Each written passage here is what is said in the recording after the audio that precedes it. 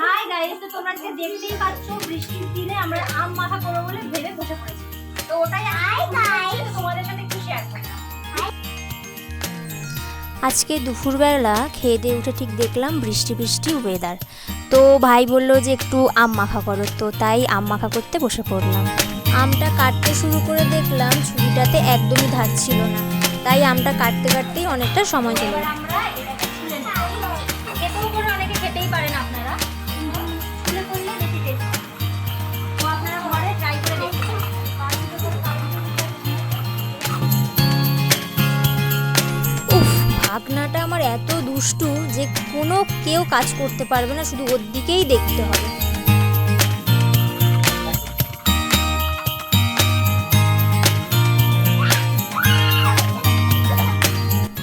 আম ছোলা এবার কমপ্লিট। এবার একে একে করে সব কিছু মিশিয়ে দেবো।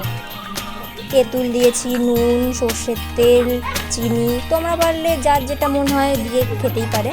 আর প্রথমবার মাখছি আমি এগুলোই দিয়েছিলাম, কাঁচা লঙ্কা, আর ঝালও হয়নি একদম, তাই শুকনো লঙ্কার গুঁড়োও একটু দিয়েছিলাম। যথারীতি যা বলেছিলাম আমার ভাগনার কাজ আবার চলে এসছে দুষ্টুমি করতে।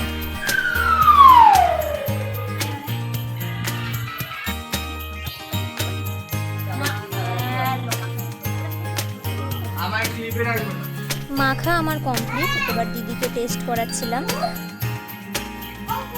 দিদির এক্সপ্রেশন দেখে তো বুঝতেই পারছো খুবই সুন্দর মেখেছি। আর এই নিজেও টেস্ট করে নিলাম, আমার তো খুব খুব দারুণ লেগেছিল, এখনো পর্যন্ত আমার জিভে জল আসছে।